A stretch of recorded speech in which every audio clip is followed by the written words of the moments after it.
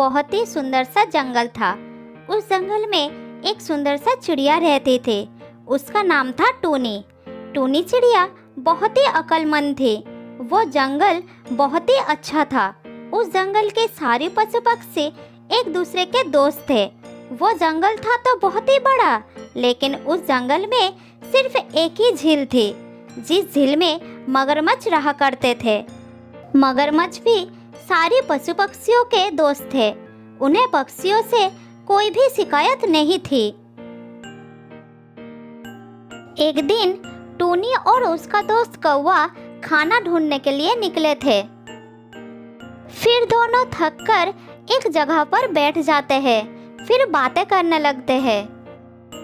टूनी बहन, दाना ढूंढते ढूंढते हम बहुत ही थक गए हैं। चलो झील जाकर पानी पीकर आते हैं। बहुत प्यास लगी है, अब रहा नहीं जा रहा है। आप बिल्कुल ठीक कह रहे हो। मैं भी बहुत थक गई हूँ। चलो झील चलते हैं और पानी पीकर आते हैं। मुझे भी बहुत प्यास लगी है। कौवा और टूनी पानी पीने के लिए जाते हैं। टूनी और कौवा पानी पी रहे थे और वहाँ एक मगरमच्छ आ जाता है।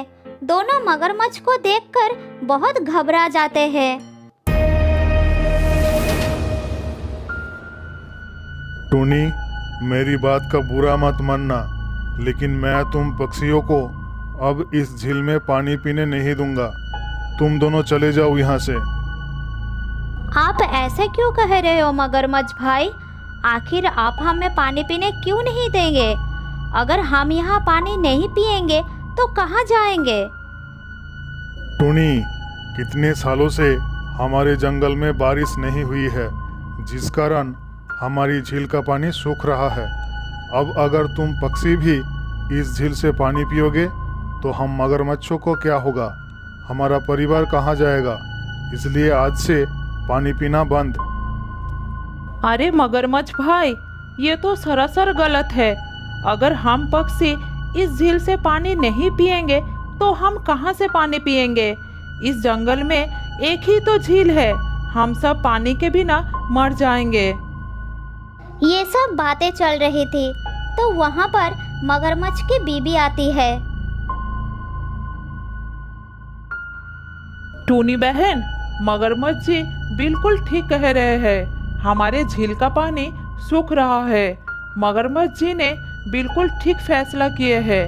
आज के बाद अगर कोई पक्षी इस झील में पानी पीने आएगा तो हम उसे भगा देंगे। मगरमच्छ की बातें सुनकर वो दोनों उड़कर चले जाते हैं। टूनी, ये तो बहुत ही बड़ी समस्या हो गई। अब हमारा क्या होगा? हम कहाँ से पानी पिएंगे? इस जंगल में तो और कोई झील भी नहीं है। तुम बिल्कुल ठीक कह रही हो। ये बहुत ही बड़ी समस्या है, लेकिन मगरमच्छ भैया गलत नहीं कह रहे हैं। उन्हें अपने परिवार की चिंता है। अगर झील का पानी सूख जाएगा तो उनका क्या होगा? तुम ठीक कह रही हो टूनी, लेकिन अब हम पक्षी कहाँ से पानी पिएंगे? हमारे जंगल में तो और कोई दूसरी झील भी नहीं है जहाँ से हम पानी पिएंगे। तुम ही कुछ उपाय निकालो। हाँ काग भैया, हमें कुछ न कुछ तो सोचना ही पड़ेगा। हम पक्षी पानी के बिना रह नहीं सकते। टूनी और कौवा बातें कर ही रहे थे, तब वहाँ पर एक कबूतर आती है। फिर वो कौवा और टूनी के बीच में बैठ जाती है और कहती है, अरे अरे, क्या बातें हो रहा है अकेले अकेले? मुझे भी तो बताओ जरा। तुम दोनों ऐसे निराश क्यों बैठे हो? क्या हुआ है? टूनी और कौवा कबूतर को सारी बात बताते हैं। आप दोनों बिल्कुल ठीक कह रही हो। मैं अब झील से ही आ रही हूँ। मैं जब झील के पास पानी पीने गई तो मगरमच्छ भैया मुझे भगा दिया और उन्हें मुझे धमकी भी दी। अगर मैं दोबारा पानी पीने गई तो वो मुझे मारकर खा जाएंगे। हमें इस समस्या का हल निकालना ही पड़ेगा। ऐसे ज्यादा दिन नहीं चल सकता। अगर तुम दोनों मेरी बात मानो तो मेरे पास एक उपाय है। जिससे हमारी समस्या हल हो सकती है। क्या तुम दोनों मानोगी मेरी बात? हाँ हाँ, क्यों नहीं, जल्दी बताओ, क्या उपाय है तुम्हारे पास? हमारे जंगल में कितने सालों से बारिश नहीं हुई है। अगर हम बादल भैया के पास जाए और उनसे कहे कि वो हमारे जंगल में बारिश कर दे तो हमारी समस्या हल हो सकती है। तुम तो बहुत ही अक्लमंद हो। क्या उपाय निकाले हैं तुमने? इससे तो बिल्कुल हमारा काम हो जाएगा। चलो जल्दी चलो।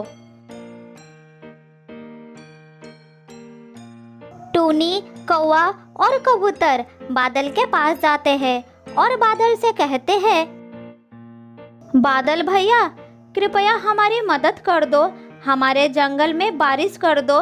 कितने सालों से हमारे जंगल में बारिश नहीं हुई है, जिस कारण हमारी झील का पानी सूख गया है।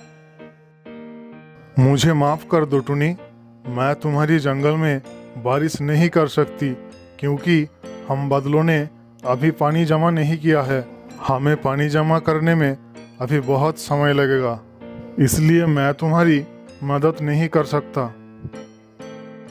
कोई बात नहीं बादल भाई, हम कुछ और सोच लेंगे। बादल की बात सुनकर वो सब निराश होकर लौट आते हैं। अगले दिन एक तोता पानी पीने के लिए झील में आती है। अरे बाप रे, कितनी प्यास लगी है। अब ठंडा ठंडा पानी पीऊंगी और अपनी प्यास बुझाऊंगी। तोता पानी पी रही थी, तब वहां पर वो मगरमच्छ आ जाता है। तोता, तुम यहाँ से चले जाओ, मैं तुम्हें इस झील से पानी पीने नहीं दूंगा।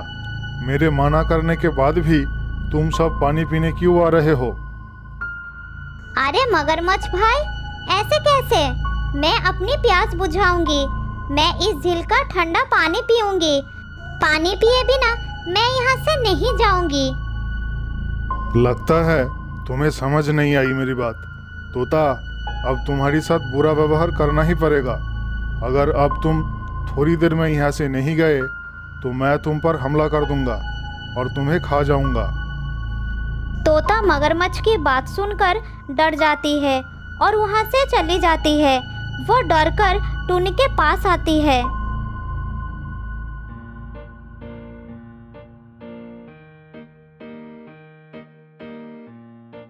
अब हमारी समस्या का एक हल मिल गया है टूनी। मैं जब खाना ढूंढने के लिए जंगल के बाहर गई तो मैंने एक झरना देखा और उस झरने से ठंडा पानी पिया। तुम सब उस झरने के पास जाओ और पानी पी लो। अरे वाह तोता बहन, तुमने बहुत ही अच्छी खबर दी है। अब हम प्यासे नहीं रहेंगे।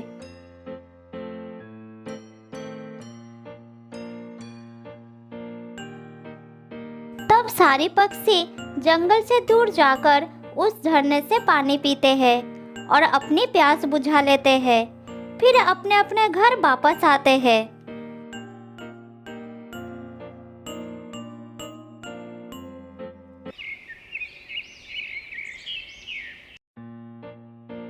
कुछ दिन ऐसे ही चलता रहता है, लेकिन इतने दूर आते समय वो बहुत थक जाते हैं। टूनी, हम रोज रोज इतनी दूर पानी पीने के लिए नहीं जा सकते। हाँ टूनी, कौवा बिल्कुल ठीक कह रहे हैं। हम इतने दूर जाकर बहुत ही थक जाते हैं।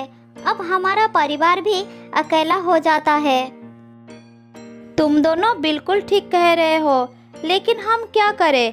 हमारे पास इस समस्या का कोई हल नहीं है। मैं भी पानी पीने के लिए अपने बच्चों को छोड़कर जाती हूँ। उसकी वजह से मैं बहुत चिंतित रहती हूँ। हमें कोई ना कोई हल निकालना ही पड़ेगा। टूनी कुछ देर सोचती है और उसके दिमाग में एक उपाय आ जाता है। देखो, मेरे दिमाग में एक उपाय आया है। अगर झरने से लेकर झील तक एक खड्डा खोद दे तो झरने का पानी झील तक आ सकता है और हमारी झील का पानी भी नहीं सूखेगा। मगरमच्छ भैया को भी कोई समस्या नहीं होगा। तुम बहुत अक्लमंद हो टूनी। तुमने कितना अच्छा उपाय सोचा है, हमें यही करना चाहिए। तो ठीक है, कल हम उस झरने के पास जाएंगे और उस झरने से लेकर झील तक खड्डा खोद देंगे।